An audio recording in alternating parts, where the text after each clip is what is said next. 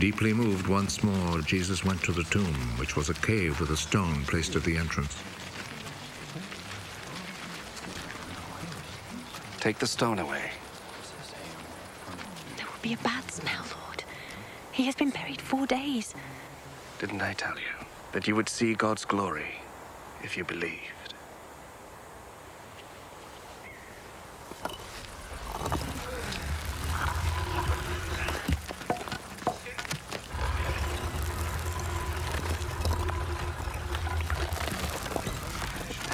They took the stone away.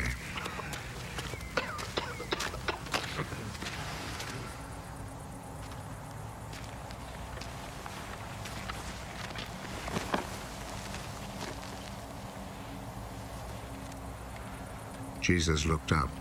I thank you, Father, that you listened to me. I know that you always listen to me. But I say this for the sake of the people here, so that they will believe that you sent me.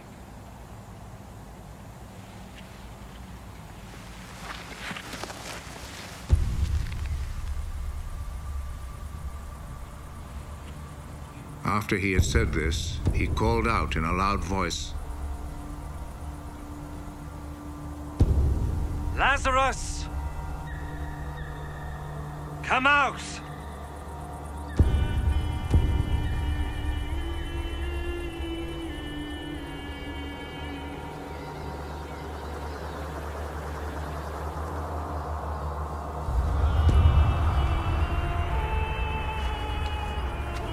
He came out. His hands and feet wrapped in grave clothes, and with a cloth round his face.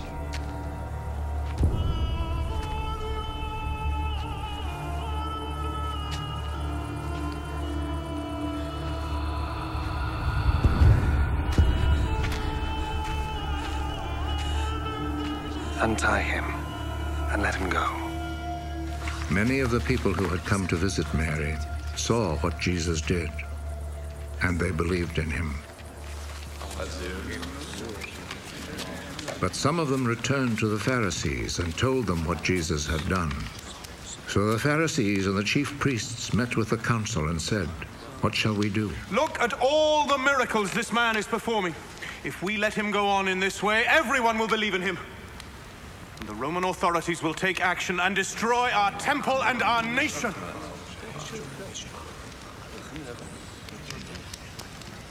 One of them, named Caiaphas, who was high priest that year, said, "What fools you are! Don't you realize that it is better for you to have let one man die for the people instead of having the whole nation destroyed?"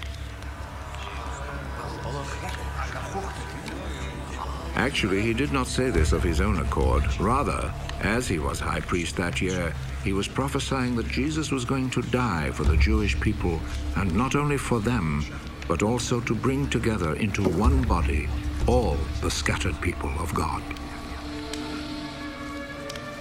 From that day on, the Jewish authorities made plans to kill Jesus.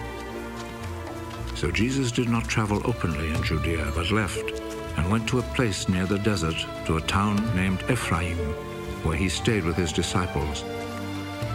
The time for the Passover festival was near, and many people went up from the country to Jerusalem to perform the ritual of purification before the festival.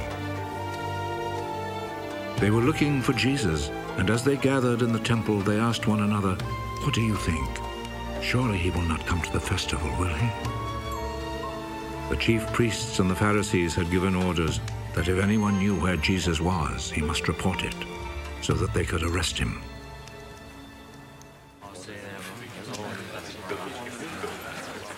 "6 days before the Passover, Jesus went to Bethany, the home of Lazarus, the man he had raised from death.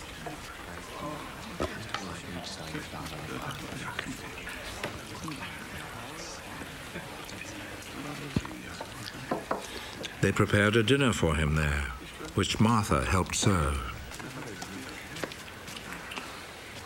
Lazarus was one of those who were sitting at the table with Jesus.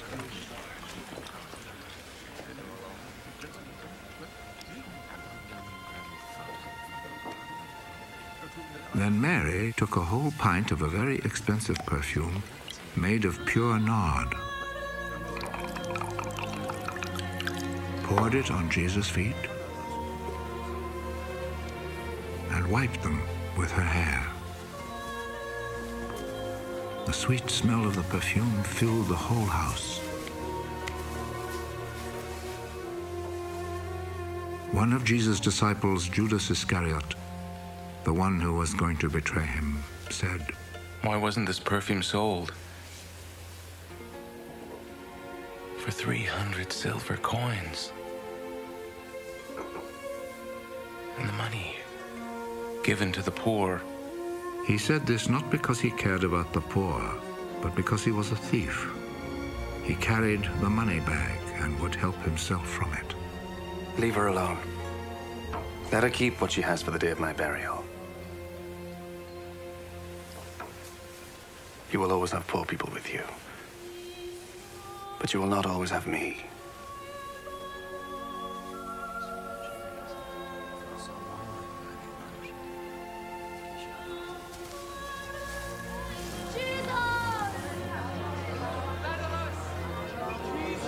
A large number of people heard that Jesus was in Bethany, so they went there, not only because of Jesus, but also to see Lazarus, whom Jesus had raised from death. So the chief priests made plans to kill Lazarus too, because on his account many Jews were rejecting them and believing in Jesus.